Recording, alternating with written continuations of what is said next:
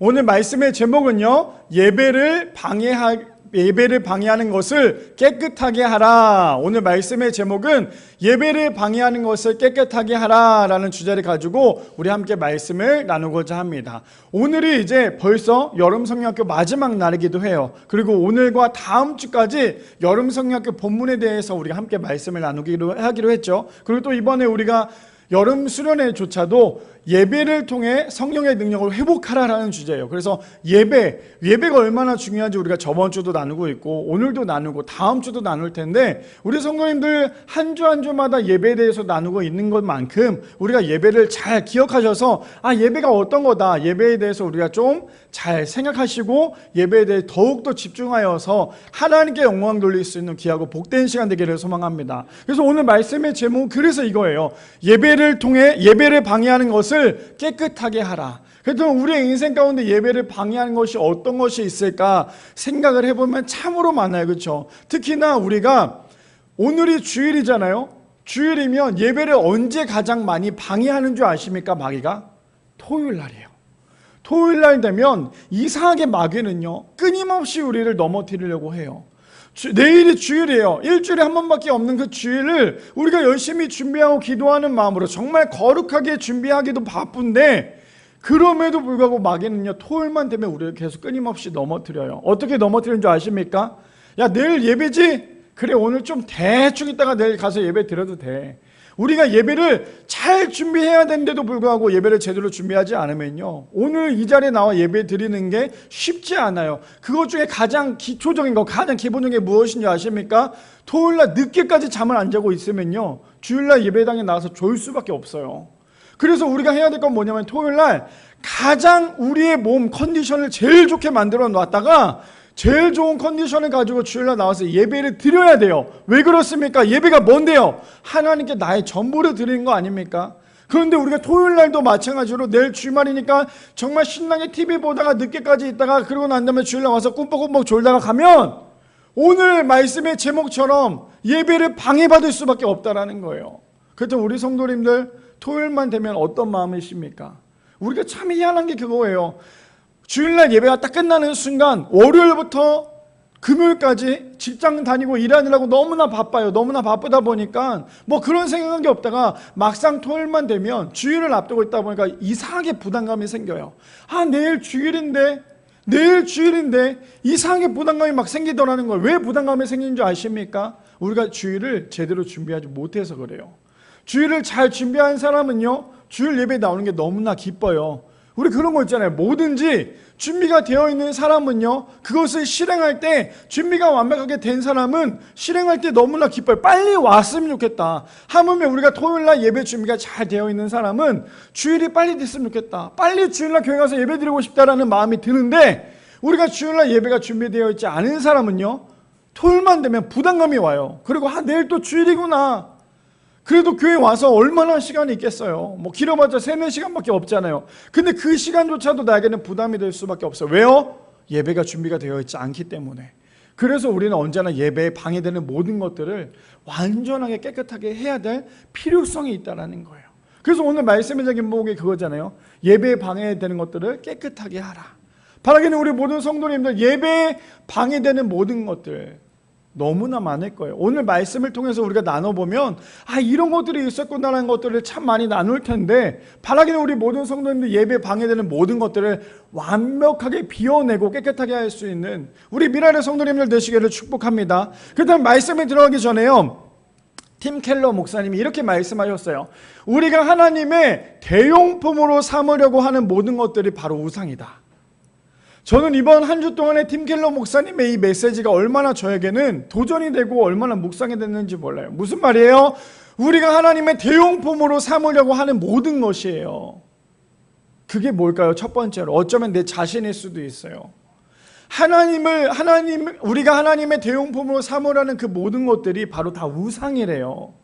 그러니까 우리가 그냥 우상이다, 뭔가 만들어냈기 때문에 우상이 아니라 하나님의 대용품으로 생각하는 모든 것들이에요. 그 모든 것들이 바로 우리의 인생 가운데 우상이 될 수밖에 없다라는 거죠. 바라기는 우리 미라의 성도님들, 하나님보다 다른 것에 앞세우지 않기를 소망합니다. 하나님보다 하나님의 대용품으로 삼으려는 모든 것들을 만들지 않기를 소망합니다. 그래서 우리 인생의 가장 소중하고 가장 귀한 것은 다른 곳에 있는 것이 아니라 우리 하나님이심을, 그래서 우리가 예배를 왜 드리고 예배 대상이 누구인지를 우리 저번 주에 나누었던 것처럼 우리가 예배를 통해 하나님을 만나고 하나님으로 인하여 우리의 인생이 복되고 회복되어질 수 있는 우리 미랄의 성도님들 되시기를 축복합니다. 일단 오늘 말씀의 제목, 예배를 방해하는 것을 깨끗하게 하라는 주제를 가지고 우리 함께 세 가지로 나눠보기를 원하는데요. 첫 번째입니다. 예배자인 척하는 순간 예배를 방해하게 된다라는 거예요. 첫 번째, 예배자인 척하는 순간 예배를 방해하게 됩니다. 저 메시지가 어떤 메시지인지 아시겠습니까? 예배자인 척한다는 게 뭐예요? 우리가 오늘도 예배 나와서 이 자리에 나와서 예배 드리고 있는 것처럼 보이는 그 순간 우리는 예배 방해를 받을 수밖에 없다는 거예요. 그래서 우리 성도님들 저렇게 되지 않으려면 우리가 어떻게 해야 될까요? 아까 서두에도 말씀드린 것처럼 우리는 이미 예배자로서 준비가 되어야 한다라는 거예요. 오늘 예배를 드리기 위해서 우리가 어떤 준비를 하고 있었나? 우리는 오늘 예배, 이 한 번의 예배를 위해서 우리는 어떤 준비를 하고 있었나? 한번 묵상을 해보자는 거예요. 근데 오늘 첫 번째 주제가 무엇입니까? 예배자인 척하면 예배가 방해가 된대요. 자, 우리 본문을 좀 살펴볼까요? 어떤 내용인지. 12절, 마태복음 21장 12절 말씀해 보니까 이렇게 얘기합니다. 예수께서 성전에 들어가사 성전 안에서 매매하는 모든 사람들을 내쫓으시며 라고 얘기합니다. 누가 등장을 하고 있어요? 첫 번째, 예수님이 등장을 하십니다. 그리고 누가 등장합니까? 성전 안에서 매매하는 사람이에요. 그 매매하는 사람들이 어떤 사람입니까?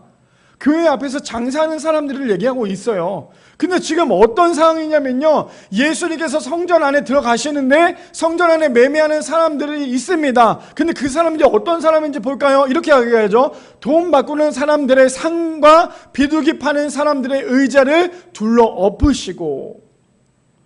우리 본문 많이 봤을 거예요. 그렇죠? 저 본문을 보면 어떤 상상이 되세요? 예수님께서 성전에 들어오셨는데 성전 앞에서 지금 누가 뭐 하고 있습니까? 사람들이 거기서 장사를 하고 있는 거예요. 어떤 장사요? 자, 근데 우리가 이거를 이렇게 한번 시선을 돌려서 한번 볼까요? 지금 예수님께서 성전 안에 들어가는데 거기 성전 안에 사람들이 앞에서 장사를 하고 있는 거예요.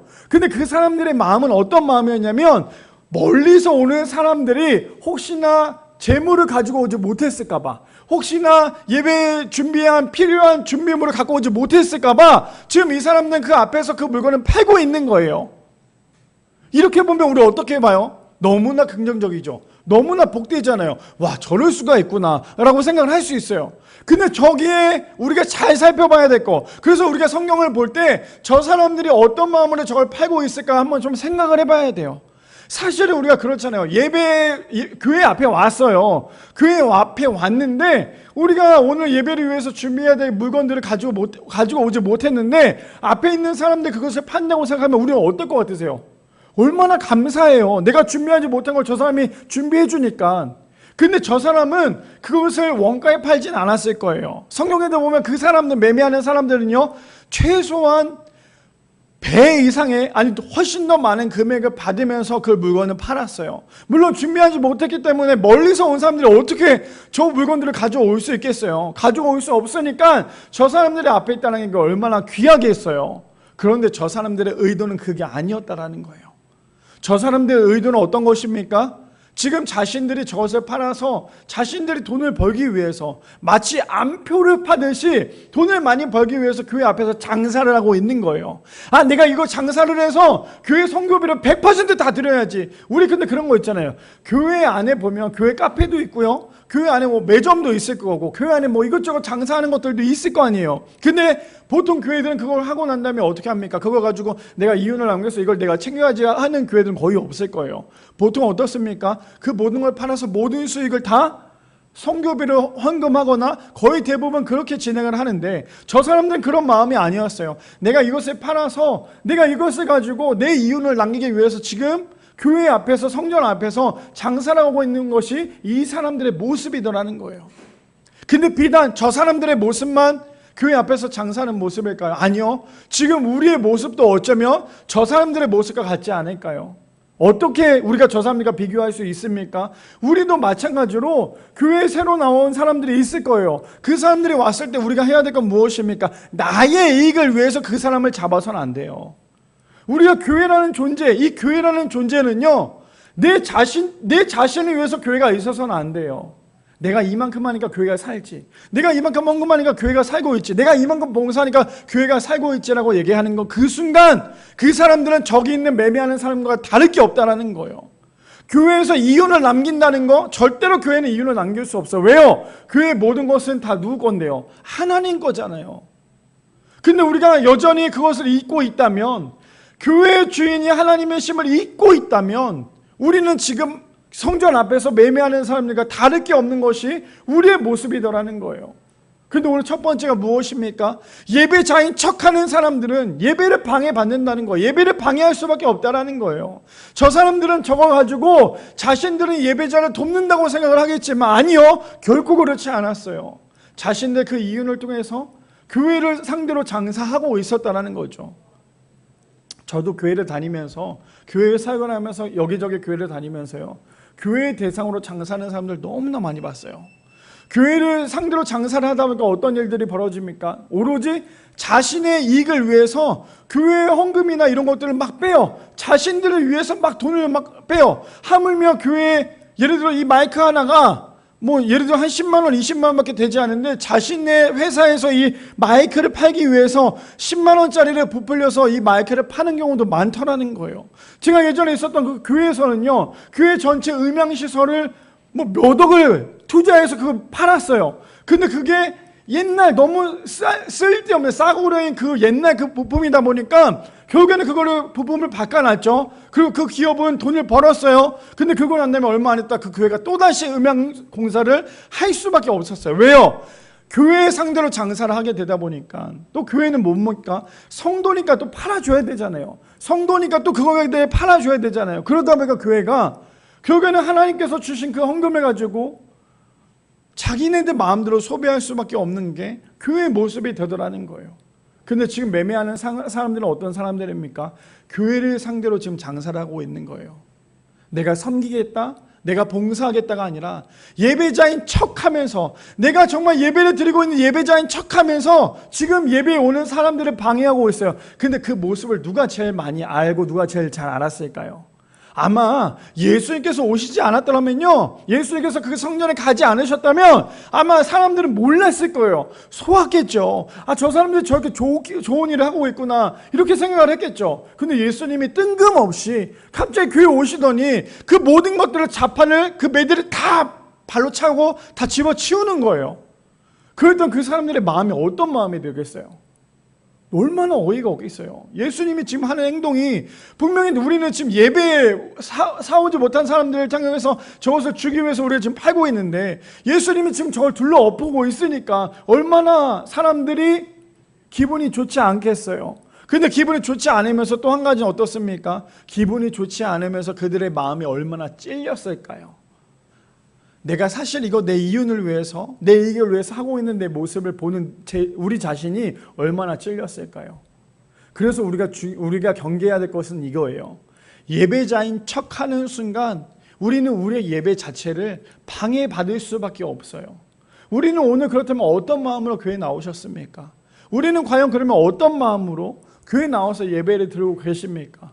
우리가 우리의 마음이 온전하지 않는다면, 우리가 오늘도 교회에 나오는 그 마음이 온전하지 않는다면, 우리는 오늘도 예배를 드리는 척, 예배자인 척하며 예배를 드리는 것이 우리의 모습이 될 수밖에 없다라는 거예요.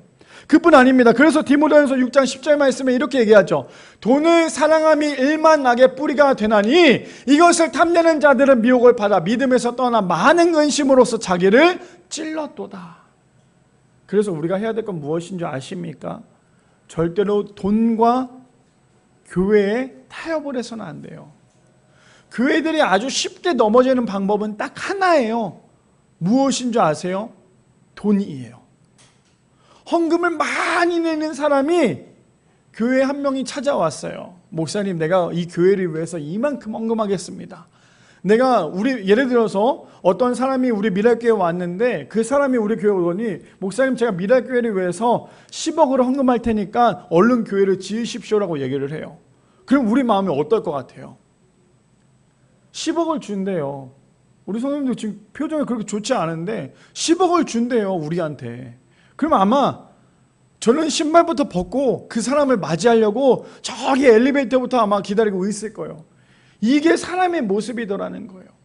10억을 가지고 와서 교회 헌금을 낼 테니까 교회가 더 잘 될 수 있도록 내가 이 헌금을 낼게요 라고 한다면 그 물질 때문에 교회는 문 닫을 수밖에 없어요. 저는 이걸 경험했거든요. 언제요? 10년 전 의정부에서요. 어떻게 경험을 했는데요? 너무나 귀한 집사님이 계셨어요. 그 집사님 지금도 생각하면 물론 조금 안 좋은 곳에 가셔서 제가 너무나 마음이 아프긴 한데 그 집사님의 마음은 정말 순수했어요. 제가 한 교회를 섬기다가 거기도 개척교회였는데 한 교회를 섬기다가 그 교회가 아이들도 많이 부흥이 되고 어른들도 많이 부흥이 됐는데 목사파와 장로파 때문에 교회가 싸우게 되었어요. 싸우는데 그 모습을 보고 있는 제 자신이 이게 너무나 속상하고 너무나 화가 나서 내가 이제 진짜 여기서 사역을 못하겠다라고 얘기하고 그 교회를 사임을 했어요. 근데 그날 사임하는 그날 그 교회가 문을 닫아버렸어요. 그 목사님이 강례상 앞에 나오시더니 나 이제부터 목회 안 할 거라고, 교회 문 닫겠다고. 그러면서 그 목사님이 그 교회 강단에서 내려오면서 교회가 갑자기 어느 순간 문을 닫아버렸어요. 그랬더니 이 아이들 어떻게 합니까? 제가 데리고 같이 있었던 청소년 아이들이 개척교회임에도 불구하고 아이들이 30-40명 있었거든요. 그 아이들을 데리고 제가 어떻게 해야 될까 고민을 하다가 우리 아내랑 같이 기도하면서 우리 아내가 그런 얘기예요. 그럼 개척을 해서 이 아이들 우리가 데리고 가자고, 데리고 가서 우리가 함께 하자고. 그래서 한 달 동안에 기도원에 올라갔어요. 올라가서 기도했어요. 하나님 어떻게 하면 좋겠습니까? 근데 너무나 감사한 거, 지금도 우리 교회 후원해 주시고 계시고 기도해 주시고 계시는 집사님이 목사님 우리 집을 내어드릴 테니까 매 주일마다 우리 집에 와서 거실에서 예배를 드리면 좋겠다고. 그래서 그 집에 가서 예배를 드리려고 해서 기도하면서 그 집에 가서 예배를 드렸어요. 물론 집이 그렇게 커다랗진 않았지만 거실에 아이들이 앉으니까 빽빽하게 앉았어요. 빽빽하게 앉았는데 그 교회 거실에 우리가 뭐가 있었겠어요? 우리가 사임하면서 나왔던 거, 제가 제 돈으로 샀던 거 보면대 지금 우리 교회에 있어요. 이게 10년 전 그 보면대인데 그 보면대 하나 가지고 나왔어요. 가지고 와서 그 아파트 거실에다가 냅두고 예배를 드렸어요. 마이크가 어디 있어요? 마이크도 없죠. 하물며 키보드도 없어서 한 아이에게 멜로디언을 가지고 반주를 하라 그랬어요. 그냥 멜로디언으로 반주를 하면서 그렇게 예배를 드렸어요. 그러면서 아이들의 기도 제목 매주마다 헌금을 애들한테 걷기도 했고 애들에게 기도 제목을 받았는데 모든 애들의 기도 제목이 뭐였냐면 빨리 예배당에 생기게 해달라고. 그렇게 해서 헌금 바구니에 가지고 애들이랑 기도를 했어요. 기도를 하는데 한 3주가 지나가니까요. 그 집사님이 저에게 말씀을 하시는 거예요. 목사님 너무나 죄송한데 이게 아무래도 소리가 나잖아요. 정말 조용하게 예배를 드렸음에도 불구하고 소리도 나고 아무래도 3주가 지나니까 집사님도 마음이 좀 힘들었던 거예요. 그래서 저에게 얘기를 했어요. 목사님 너무나 죄송한데 이제는 좀 나가야 될 것 같다. 근데 저는 그 말이 왜 그럴까, 왜 집사님 이럴까가 아니라 너무나 감사하기도 했어요. 왜냐하면 그동안에 거기서 예배를 드릴 수 있게 해주셨기 때문에. 그런데 너무나 감사했던 거는 하나님께서 한 사람을 또 보내주셨어요. 근데 그분이 저에게 그렇게 얘기를 하는 거예요. 목사님 교회를 얻으세요. 제가 매달 500만 원씩 드릴 거고 목사님 목회 비용으로 500만 원을 드릴 거고요. 교회 개척을 하는 순간 교회 월세비나 교회 운영하는 자금을 제가 대드릴 테니까 교회를 개척하십시오라고 얘기했어요. 저는 그때 아무것도 몰랐어요. 대학원생이었고 그래봤자 20대였고 그래서 제가 이걸 어떻게 할까 하다가 교회를 개척을 했죠. 4층에다 개척을 했는데 거기가 보증금이 2천만 원에 월세가 100만 원이 넘어가는, 저에게는 당연히 부담스러울 수밖에 없는 교회였어요. 근데 그 교회를 개척을 했는데, 그래서 그 집사님이 이제 이걸 개척을 하고 부동산을 다 계약을 하고 했는데 그 집사님이 저에게 돈을 주시기로 했잖아요. 매달 500만 원 플러스 교회 월세비나 교회 운영하는 자금을 해주신다고 했는데, 근데 그 집사님이 한 번 해주시고 잠수를 타신 거예요. 그리고 난 다음에 거의 월세비가 다 될 때쯤 돼서 연락이 왔어요. 제가 그동안에 계속 연락을 드렸는데 연락을 안 받으시다가 월세비가 낼 때쯤 돼서 그 집사님한테 연락이 온 거예요. 목사님 좀 만나자고. 그래서 우리 교회를 모시고 왔어요. 모시고 와서 얘기를 하는데 미안한데 내가 이 교회에 월세를 내줄 수 없겠다고. 내가 목사님이랑 얘기했던 거 할 수가 없겠다고. 그래서 왜 무슨 마음이세요? 했더니 그거에 대해서 얘기하지 않고 그냥 오늘까지만 내가 지불하겠다고. 그래서 오늘까지만 딱 지불하고 교회를 개척을 하고 2년 동안 운영을 했죠. 그러니 얼마나 힘들었겠어요. 한 달에 들어오는 수익이 아이들만 데리고 했을 때 3만 원이었어요. 나가는 지출이 한 달에 나가는 지출이 대략 300에서 350만 원이었어요. 애들도 먹여야 되죠. 월세비도 내야 되죠. 저는 근데 그때는 너무나 힘들었어요. 너무나 괴로웠고 이걸 정말 어떻게 하면 좋을까 너무나 괴로웠는데 제가 지금 10년이 지나고 시간 지나면서 어떤 마음이 드는 줄 아십니까? 이 모든 것들이 은혜구나. 왜 은혜인 줄 아세요? 그거는 돈 주고도 경험할 수 없는 것들이었어요. 제가 그러면서 딱 느꼈던 게 뭐였냐면 오늘 이 메시지와 똑같았어요. 사람 의지하고 돈 의지하면 결국에 넘어진 건 사람일 수밖에 없겠구나. 누가 이만큼 후원해 준다? 사람은 절대 공짜가 없어요. 내가 이만큼 돈을 줄 테니까 이렇게 하십시오. 그래서 사기당하는 사람들 얼마나 많아요. 교회도 마찬가지예요. 내가 이 땅을 이 교회 헌금하겠습니다. 내가 이만큼 돈을 교회 헌금할 테니까 교회 잘 운영하십시오. 물론 하나님께서 보내주시는 사람들이 있을 수도 있겠지만 보통 사람들은 절대 공짜로 그렇게 하는 사람들은 없다라는 거예요. 근데 오늘 본문에서 뭐라고 얘기합니까? 돈을 사랑함이 일만의 악의 뿌리가 되나니 이것을 탐내는 자들은 미혹을 받아 믿음에서 떠나 많은 근심으로 자기를 찔러도다. 그뿐 아닙니다. 고린도전서 3장 17절에 그래서 이렇게 얘기합니다. 누구든지 하나님의 성전을 더럽히면 하나님이 그 사람을 멸하시나니 하나님의 성전은 거룩하니 너희도 그러하니라 라고 얘기합니다.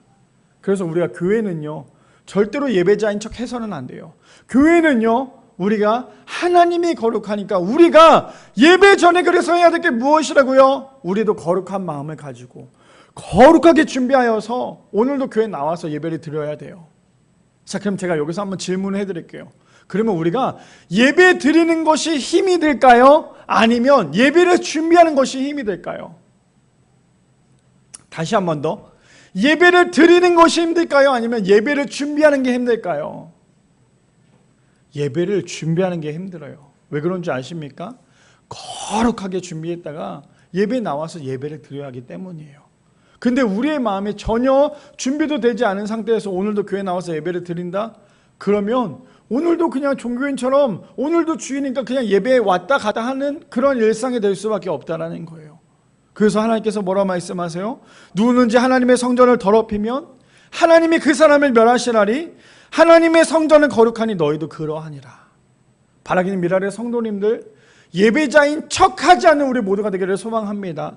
예배자인 척이 아니라 진짜 예배자가 되어서 예배를 방해받는 것이 아니라 예배를 통하여 하나님을 만나고 하나님도 거룩하니 우리도 거룩할 수 있도록 노력하여서 오늘도 예배 드릴 수 있는 우리 미랄의 성도님들 되시기를 축복합니다. 두 번째입니다. 두 번째는 그래서요 하나님을 의식할 때의 예배가 된다라는 거예요. 두 번째는 하나님을 의식할 때 예배가 됩니다. 마태복음 21장 13절 말씀해 보니까 이렇게 얘기하죠. 그들에게 이르시되 기록된 바라고 시작을 합니다. 이미 구약 성경 이사야에도 얘기하고 있죠. 내 집은 기도하는 집이라 라고 얘기해요. 교회가 어떤 곳이래요?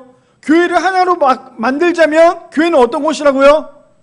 교회는 기도하는 집이래요. 기도하는 집이라고 얘기하고 계신다라는 거예요. 그렇다면 우리가 교회 나와서 제일 많이 해야 될 게 무엇입니까? 바로 기도예요. 근데 우리가 교회에 나와서 행사를 하고 있거나 교회를 나와서 이것저것 프로그램만 하고 교제만 하고 있다면 이거는 올바른 교회가 될 수 없다라는 거죠. 교회는 뭐래요? 내 집은 기도하는 집이다 라고 얘기하고 있어요. 그래서 우리 두 번째 주제가 무엇입니까? 하나님을 의식할 때 예배가 돼요.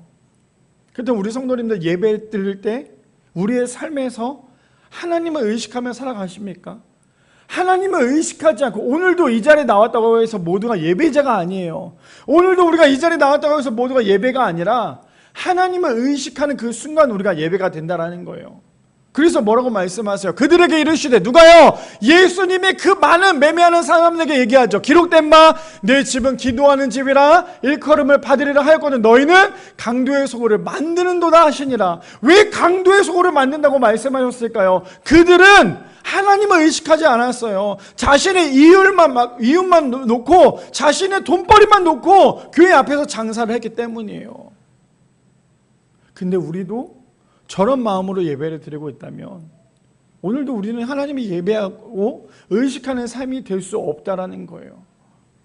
그렇다면 우리는 오늘도 찬양을 하는 그 찬양의 한 곡이 오늘도 우리가 기도하고 있는 그 기도가 오늘도 말씀 읽고 있는 이 말씀이 우리는 하나님을 의식하고 계십니까? 하나님을 의식하시면서 말씀을 듣고 계세요? 하나님을 정말 의식하면서 말씀을 듣고 있다면, 하나님을 의식하면서 찬양하고 있다면, 하나님을 의식하면서 기도하고 있다면 우리는 대충 할 수 없어요. 그냥 앞에 PPT 띄워주니까 찬양하고, 그냥 기도하자고 하니까 기도하고, 그냥 앞에서 목사님이 설교하니까 설교를 듣고 있다면 오늘 우리는 정교인과 다를 게 없다라는 거예요. 근데 우리가요, 찬양이든 기도든 말씀이든 하나님을 의식하는 그 순간 우리는 대충 할 수 없어요. 예배 시간에 조는 거 말도 안 돼요. 예배 시간에 핸드폰 만지는 거 말도 안 돼요. 예배 시간에 우리가 잡담하거나 다른 생각한다는 거 그것도 말도 안 돼요. 왜요? 하나님을 의식하는데 어떻게 우리가 그렇게 할 수가 있겠어요? 하나님이 지금 내 안에 계시고, 하나님이 지금 내 앞에 계시고, 하나님이 지금 내 옆에 계시는데 우리가 어떻게 감히 그렇게 할 수 있겠어요? 그래서 우리가 예배드리는 그 예배 순간은, 하나님을 의식하는 그 순간은 우리가 진짜 예배가 될 수 있다는 거예요. 모두 다 교회 나와서 예배 드리려고 예배가 아니라 오늘 우리가 이 자리에 앉아서 내 옆에 계시고 내 안에 계시고 내 앞에 계신 하나님을 의식하는 그 순간 우리는 지금 이 자리가 예배의 자리가 될 수 있다는 거예요. 그 자리가 혹 교회가 아니라 내 자동차거나 내 안방이거나 내 사무실이거나 그곳이 하나님을 의식하는 그 순간 우리는 예배자로서 살아갈 수 있다는 거죠. 그래서 로마서 12장 1절 말씀에 이렇게 얘기합니다. 그러므로 형제들아, 내가 하나님의 모든 자비하심으로 너희를 권하노니 너희 몸을 하나님을 기뻐하시는 거룩한 산제물로 드리라. 이는 너희가 드릴 영적 예배니라 라고 얘기해요. 하나님을 의식하는 사람은요, 영적 예배를 드릴 수 있어요. 하나님을 진짜 의식하는 사람은 영적 예배를 드릴 수 있어요. 그런데 하나님을 의식하지 못하니까 우리가 영적 예배를 드릴 수가 없는 거예요. 어른 예배뿐만 아니라 유치부 예배도 마찬가지예요. 하나님을 자꾸만 의식하는 순간 우리는 그 자리가, 그 상황이 예배가 될 수 있는 거예요. 찬양을 하지 않는다 해도, 기도를 하지 않는다 해도, 말씀을 보고 있지 않는다 해도 하나님을 자꾸만 의식하는 그 순간 우리가 하나님 앞에 나아갈 수 있다는 거죠. 그래서 우리의 삶은 언제나 예배뿐 아니라 삶 자체에서도 하나님을 의식할 수 있는 우리 모두가 되기를 소망합니다. 그래서 이사야 43장 21절에 이렇게 얘기하잖아요. 이 백성은 내가 나를 위하여 지었나니 나를 찬송하게 하려 함이니라. 우리가 하나님을 의식한다는 것이 무엇입니까? 하나님이 나를 만드셨다는 것을 고백하는 순간이에요. 우리 성도님들 그거 아세요? 내가 정말 겸손해질 수 있는 방법, 내가 정말 겸손해질 수 있는 방법은 나를 낮추는 게 아니에요. 우리 보통 그런 거 얘기하잖아요. 나를 낮추고 하나님을 높이고. 너무나 좋은 말이죠. 나를 낮추다, 그리고 하나님을 높이다. 굉장히 겸손된 말처럼 보여요. 그렇죠? 근데 우리 이렇게 한번 생각해 볼까요? 어떻게 내 자신을 낮출 수가 있어요? 내가 뭔데? 내가 무슨 사람이길래 내 자신을 낮추겠어요? 우리는 그냥 한낱 죄인에 불과한데. 그러니 우리는 우리 자신을 낮추고가 아니라요, 이 단어도 없어야 돼요. 내 자신을 낮추고가 아니라 그냥 하나님만 높이는 거예요. 내 자신을 낮춘다는 건 내 주어가 결국에 그 안에 또 들어가는 거잖아요. 근데 나는 아니라 하나님만 높이는 거예요. 그게 예배고요. 그게 하나님을 의식하는 진정한 예배라는 거예요. 하나님께서 우리를 만드셨고, 우리를 만드신 그 가장 커다란 이유는 하나님을 찬양하기 위해 우리를 만드셨어요. 근데 우리가 하나님으로부터 지음받는 우리 모두가 한 주일 동안에 하물며 주일날 하나님을 예배하고 있지 않는다면 하나님이 우리를 만드는 그 이유가 아무것도 없다라는 거죠. 근데 우리가 한 주일 동안에 또 오늘 이 자리에서 예배를 드리는 이유는 내 자신을 위해서 예배를 드리는 게 아니에요. 오늘 이 자리에 나와서 찬양하고 기도하고 말씀 듣고 오늘 드리고 있는 예배가 오늘 나의 만족함으로 오늘 내가 예배를 드렸다, 오늘도 내가 예배를 통해 하나님을 만났다, 이것 때문에 예배를 드리는 것이 아니라 하나님이 나를 만드셨고 하나님이 나를 지으셨고 그렇기 때문에 우리가 당연히 예배를 드리는 것은 너무나 당연하다는 거예요. 근데 우리가 때로는 그럴 때 있죠. 오늘 내가 예배 드렸어. 오늘 내가 예배 보고 왔어. 내가 오늘 이렇게 예배 자리에 있었어. 아니요. 내가 예배를 드린 게 아니라요. 하나님이 나를 만드셨기 때문에 오늘 우리는 그 영광스러운 자리에 있는 거예요. 그러니 오늘도 이 자리에 나와서 예배를 드리는 것은 그냥 52주 중에 한 주가 아니라 오늘도 하나님 앞에 예배 드릴 수 있는 가장 귀하고 복된 영광 자리에 이 자리에 나왔다라는 거예요. 그러니 우리가 그냥 예배를 드려서는 안 돼요. 하나님을 의식해야 돼요. 하나님을 의식하지 않으니까 자꾸만 예배를 통해서 방해를 받을 수밖에 없다라는 거죠. 마귀가 가장 많이 있는 곳이 어딘지 아십니까? 마귀가 가장 많이 있는 곳? 마귀가 가장 많이 있는 곳은요, 술집이 아니에요. 도박장이 아니고 마약장이 아니에요. 마귀가 가장 많이 있는 곳은 교회고요. 마귀가 가장 많이 있는 곳은 기도원이에요. 왜요? 하나님을 찾는 사람을 어떻게 해서든 넘어뜨리려고 하는 것이 마귀지 이미 넘어져 있는 애들 뭐하러 건드겠어요.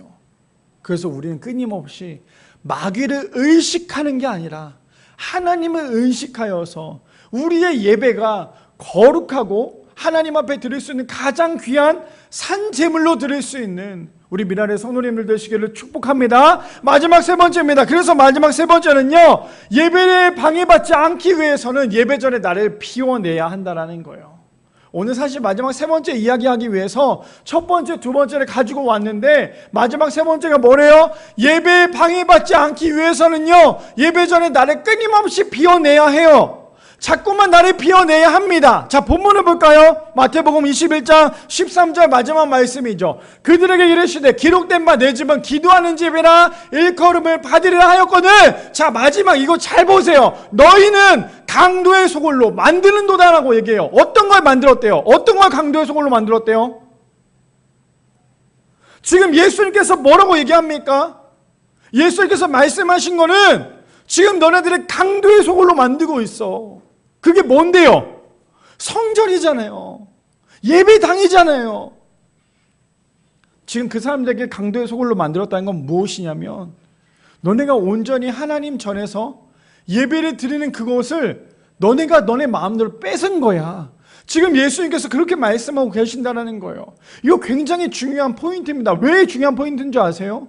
오늘 우리가 이 자리에 나와서 예배를 드리고 있죠. 근데 우리가 내 자신을 자꾸만 비워내지 않으면요, 자꾸만 내 자신을 비워내지 않고 교회 나오면 우리 안에 뭐가 생기는 줄 아십니까? 하나님의 것으로 채우지 못해요. 오늘도 우리가 교회 나왔는데 내 자신의 것을 비워내지 않고 교회 나왔다면요, 자꾸만 내 마음대로 내 자신의 것을 나를 위해서 자꾸만 그것을 채워넣는다라는 거예요. 대표적으로 그게 뭔지 아십니까? 내가 오늘 교회 끝나고 뭐 해야지? 내가 오늘 교회에서만 집중할 수 있는 이 시간에 길어봤자 얼마나 길겠어요. 길어봤자 1시간밖에 되지 않는 이 예배에 내가 내 자신을 비워내지 않으니까 자꾸만 내 생각이 내 마음 가운데 자꾸만 지배하는 거예요. 제가 여기서 강단에 서서 말씀을 전하면 우리 성도님들의 표정을 보면 이분이 정말 말씀을 잘 듣고 있구나, 이 사람 정말 그냥 졸려고 하고 이 사람 그냥 예배를 왔다 갔다 하려고 하는구나, 안 보일 것 같으세요? 다 보여요. 무슨 말이냐면 오늘 지금 우리가 이 자리에 내 자신을 완전히 비워내지 않으면, 완전히 비워내지 않고 내가 이거 갖고 오고 저거 갖고 오고 이거 갖고 오면요, 오늘 예배에 집중하지 못해요. 오늘 아침에 우리 딸이 주머니에 막 이만큼 짐을 가지고 왔어요. 가지고 오려고 했어요, 집 앞에서. 근데 엄마한테 신발장 앞에서 딱 걸렸어요. 유리야, 너 그거 왜 갖고 오려고 해? 왜 갖고 가? 엄마가 물어봤어요. 그랬더니 유리가 오늘 친구들 여름성학교 때 온다고 하니까 같이 갖고 놀려고. 그랬더니 엄마가 딱 한마디 했어요. 그것 때문에 예배 방해되면 어떡해? 해? 무슨 말인지 이해되십니까? 우리는요, 끊임없이 어린아이는 주머니에 장난감을 챙겨와서 교회 와서 예배보다 장난감을 갖고 놀려고 하다 보니까 예배가 방해가 돼요. 근데 우리는 끊임없이 예배 전에 내 마음에 나만의 장난감을 가지고 오니까 자꾸만 예배 방해가 되는 거예요. 이해되십니까? 이해되세요? 우리가 자꾸만 우리 안에 내 마음 가운데 내 호주머니에 자꾸만 예배에 방해되는 것들을 내 생각을 자꾸만 가지고 오니까요, 오늘도 예배 나와서 자꾸만 방해를 받을 수밖에 없는 거예요. 모든 걸 다 비워내야지만 하나님의 것으로 채워야 되는 이 예배인데 우리가 자꾸만 내 것을 갖고 오니까요, 오늘도 예배 시간에 방해를 받을 수밖에 없어요. 그것이 무엇입니까? 아마 첫 번째는 잠이 될 수도 있고요, 졸음이 될 수도 있고요, 배고픔이 될 수도 있고, 내가 핸드폰이 될 수도 있고, 끝나고 난 다음에 친구들이랑 놀아야지 그런 생각이 될 수도 있다는 거예요. 그래서 우리가 정말 예배에 방해받지 않으려면 예배 전에, 아까 전에도 말씀드렸죠, 예배를 드리는 게 어렵겠습니까? 예배 전에 준비하는 게 어렵겠습니까? 라는 질문에 예배 전에 준비하는 게 어렵다고 얘기했잖아요. 그러면 우리가 오늘 교회 나오기 전에 내 자신을 완전히 비워내지 않는다면 오늘도 이 자리에 나와서 예배 드리는 것이 얼마나 방해를 받겠습니까? 그러면 결국에 지금 내가 드리고 있는 이 예배가 강도의 소홀이 될 수밖에 없는 거예요. 오늘 메시지가 무엇을 얘기하고자 하는지 이해되십니까? 예배에 방해되는 것들을 깨끗하게 하래요. 그런데 우리는 여전히 예배를 드리기 위해서 이것을 깨끗하게 하기보다는 내 생각이 더 크다 보니까 여전히 우리는 내려놓지 못한 것들이 너무나 많다라는 거예요. 그래서 자꾸만 노력해야 돼요. 그럼 목사님 어떻게 하면 좋겠습니까? 어떻게 하는지 얘기를 할 때까지 잘 들어보세요. 토요일만 되면 내일 드릴 수 있는 그 예배를 위해서 집중하세요. 어떻게 집중하면 좋을까? 하나님, 제가 내일 예배를 드립니다. 내일 예배 정말 그 예배를 통해 하나님을 만나고 싶고 그 예배를 통해 정말 하나님께 가장 좋은 걸 드리고 싶은데 하나님 자꾸만 내 마음이 뺏기고 있어요. TV에게 내 마음이 빼앗기고요, 자꾸만 사람들에게 내 마음을 빼앗기고 있어요. 하나님, 내 마음을 좀 붙잡아 달라고. 그래서 내일 내 인생 가운데, 내 70년 80년 그 인생 가운데 내일 한번 그 예배가 내 인생을 완전히 바꿀 수 있을 만한 그런 예배가 되게 해달라고. 그런 마음으로 준비하고 이 자리에 나오지 않으면요, 우리의 마음은 계속 빼앗길 수밖에 없어요. 예배 시간에 옆에 있는 친구랑 떠든다고 해서 예배에 방해되는 거 물론 이것도 돼요. 예배 시간에 핸드폰을 만진다고 해서 예배 방해되는 거 이것도 물론 돼요. 예배 시간에 딴 생각한다고 해서 예배에 방해되는 거 이것도 되고요, 예배 시간에 졸고 가는 것도 이것도 예배에 방해가 돼요. 근데 더 큰 건 뭔지 아십니까? 그 모든 것들 때문에 오늘도 그냥 왔다 그냥 갔다면 오늘 예배 드린 거 아니에요. 예배가 굉장히 쉬운 게 아니라니까요. 예배가 주일이니까 그냥 왔다 갔다 하면 예배지. 아니, 내가 오늘 교회 조금 늦으면 늦더라도 오늘 교회 가는 것만으로 그게 다행인 거 아니야? 아니요. 예배는 이미 내가 집에서 오늘 아침에 눈을 떠서 교회를 가겠다고 했던 그 마음부터가 이미 우리는 예배가 시작이 됐어요. 근데 예배 전체 모든 예배 시간에 하나라도 놓친다면 우리가 정말 그 예배를 하나님께 드렸다고 얘기할 수 있을까요? 왜 우리가 예배 시간에 자꾸 좁니까? 왜 우리가 자꾸 예배 시간에 딴 생각을 합니까? 하나님께 집중을 하지 못해서 그래요. 자꾸만 내가 내 거에 대해 비워내지 못하고 있기 때문에, 그래서 우리가 하나님을 온전히 바라볼 수 없다라는 거죠. 그래서 야고보서 4장 8절 말씀에 이렇게 얘기하고 있어요. 하나님을 가까이 하라, 그리하면 너희를 가까이 하시리라. 죄인들아 손을 깨끗이 하라, 두 마음을 품은 자들아 마음을 성결하게 하라. 그래서 우리가 해야 될 건 무엇입니까? 두 마음을 품어서는 안 돼요. 우리의 인생 가운데 자꾸만 두 마음을 품으니까 우리가 하물며 예배 시간에 예배 자리에 나와서도 자꾸만 두 마음을 품고 있다 보니까요, 우리의 마음을 성결할 수가 없는 거예요. 한 마음만 품어야죠. 어떤 마음이요? 하나님을 바라보고자 하는 그 마음만 품어야죠. 근데 우리가 자꾸만 우리의 마음 가운데 하나님만 품는 것이 아니라 두 마음, 그 세 마음, 네 마음, 다섯 마음을 품다 보니까 우리 마음을 성결할 수가 없는 거예요. 그래서 뭐라고 얘기해요? 하나님을 가까이 하라, 그리하면 너희를 가까이 하시리라. 왜 우리가 하나님이 믿어지지 않습니까? 왜 우리가 하나님 앞에 가까이 하지 않고 있어요? 하나님 앞에 가까이 가고 있지 않다 보니까요, 하나님이 가까이 오시지 못하고 있는 거예요. 자꾸만 하나님 앞에 나가야 돼요. 자꾸만 우리의 삶을 예배로 만들어야 돼요. 대중가요 부르지 마시고 찬양 부르세요. 사람들과 이상한 소리 떠들지 마시고 기도하세요. TV만 보고 계시지 마시고 책도 좀 보고 성경책도 보세요. 그래야 우리가 하나님을 볼 수 있지 않겠습니까? 우리가 168시간 중에 하나님의 말씀을 보는 그 시간, 168시간에 기도하는 그 시간, 168시간 중에 우리가 찬양하는 그 시간이 일주일에 168시간 중에 단 한 시간도 되지 않으면서 어떻게 우리가 성령 충만하다고 얘기할 수 있겠어요? 우리가 예배에 실패하는 가장 큰 원인은요, 성령 충만하지 않기 때문이에요. 성령을 받지 않기 때문에 우리가 예배가 너무나 힘들고 지루할 수밖에 없는 거예요. 근데 성령을 받으면요, 우리가 오늘 드려지는 이 예배도 감격이고요, 오늘 우리가 예배를 드릴 수 있다는 이것만으로도 우리에게는 은혜가 될 수 있다는 거예요. 마지막입니다. 요한복음 21장 17절 말씀. 제가 이번 한 주 동안에 이 말씀을 읽으면서 얼마나 눈물이 났는지 몰라요. 세 번째 이르시되 요한의 아들 시몬아 내가 나를 사랑하느냐 하시니 주께서 세 번째 내가 나를 사랑하느냐 하심으로 베드로가 근심하여 이르되 주님 모든 것을 아시오매 내가 주님을 사랑하는 줄을 주님께서 아시나이다. 예수께서 이르시되 내 양을 먹이라. 이거 말씀으로 만든 찬양 아십니까? 자, 한번 띄워주실래요, 가사?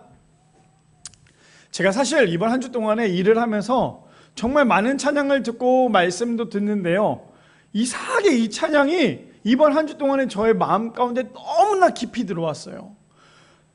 제가 하이바를 쓰고 있잖아요. 하이바를 쓰는데 이게 눈물이 막 멈추지가 않아서, 왜 멈추지 않았냐면 사실 저 찬양 너무나 많이 불렀잖아요. 너무나 많이 불렀는데 이 찬양이 이렇게 변하니까요, 제 마음이 너무나 정말 얼마나 크게 회복이 되는지 몰라요. 자, 제가 보실래요, 가사? 갈릴리 호숫가에서 주님은 시몬에게 물으셨네. 다음 넘겨주세요. 아니요, 사랑하는 시몬아 넌 날 사랑하느냐? 오주님 당신만이 아십니다. 너무나 잘 아는 찬양이죠.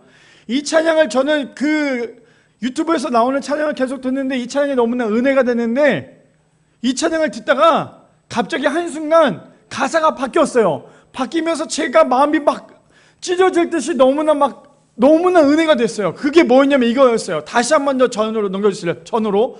갈릴리 호숫가에서 주님은 시몬에게 물으셨네. 넘겨주실래요? 사랑하는 원이야? 넌 나를 사랑하느냐? 오주님 당신만이 아십니다. 뭐가 바뀌었어요? 사랑하는 시몬아가 아니라 사랑하는 제 이름이 바뀌었어요.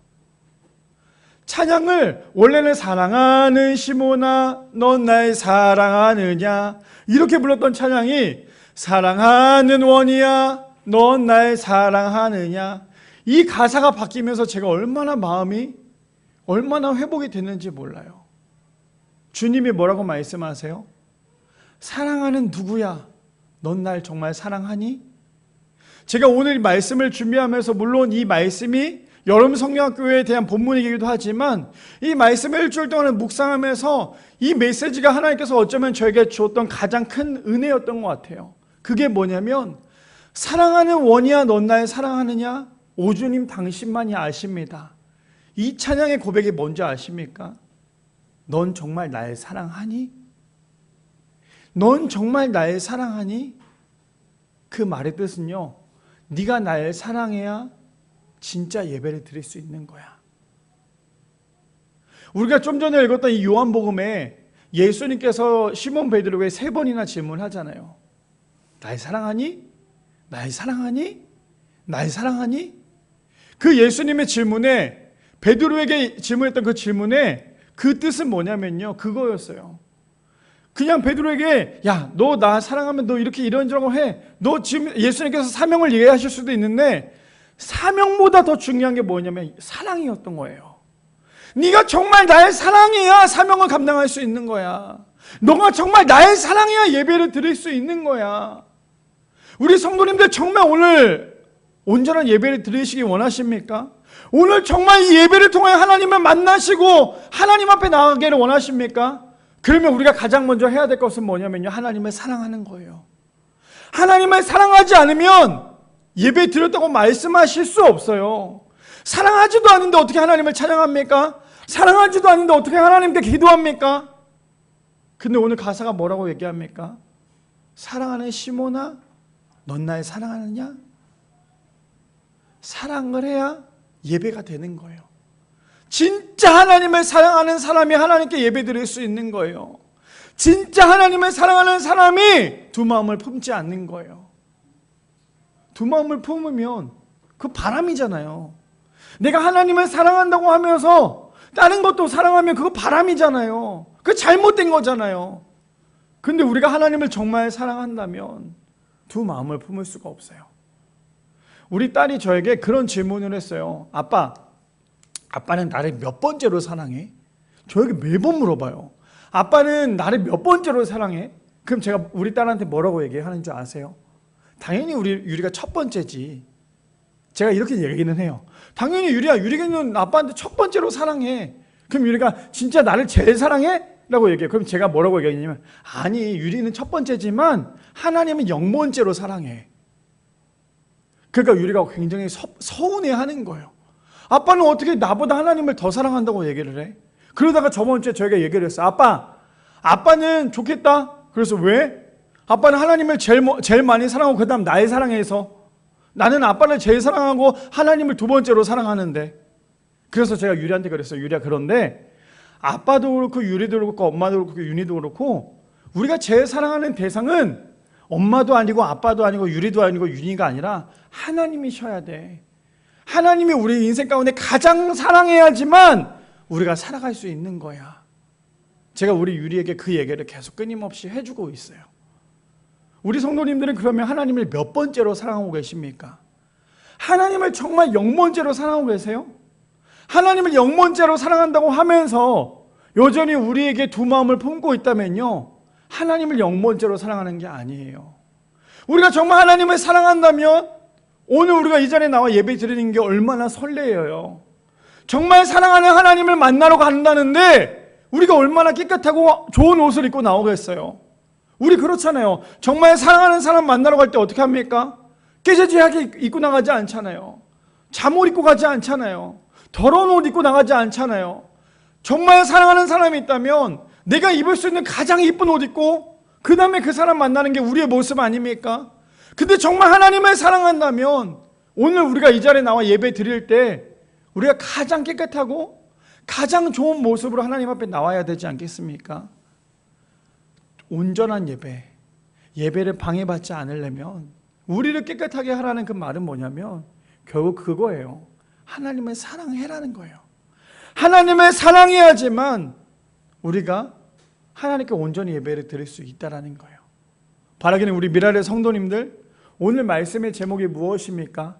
예배에 방해되는 모든 것들을 깨끗하게 하라예요. 우리가 지금 예배에 대해서 얘기하고 있어요. 너무나 어쩌면 정말 기본적인 얘기일 수도 있어요.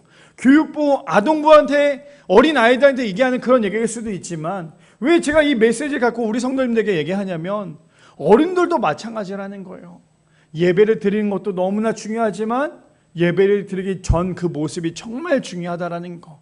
그래서 예배에 방해되는 모든 것들을 우리 모두 다 깨끗하게 할 수 있는, 완전히 내 자신을 비워내고 오늘 예배 1시간 동안에 내 자신을 완전히 비워내고 하나님의 은혜로, 하나님의 사랑으로 그 모든 것들로 내 안에 가득 채울 수 있는, 그래서 하나님을 가장 많이 사랑하고 하나님께 가장 많이 사랑받을 수 있는 우리 미랄의 성도님들 되시기를 축복합니다. 사랑하는 누구야? 넌 날 사랑하니? 라고 질문할 때 오주님 당신만이 아십니다. 하나님만이 아십니다. 이런 고백이 우리의 입술 가운데, 우리의 마음 가운데 한 주 동안에 끊임없이 연결되고 이어질 수 있는 우리 미랄의 성도님들 되시기를 축복합니다.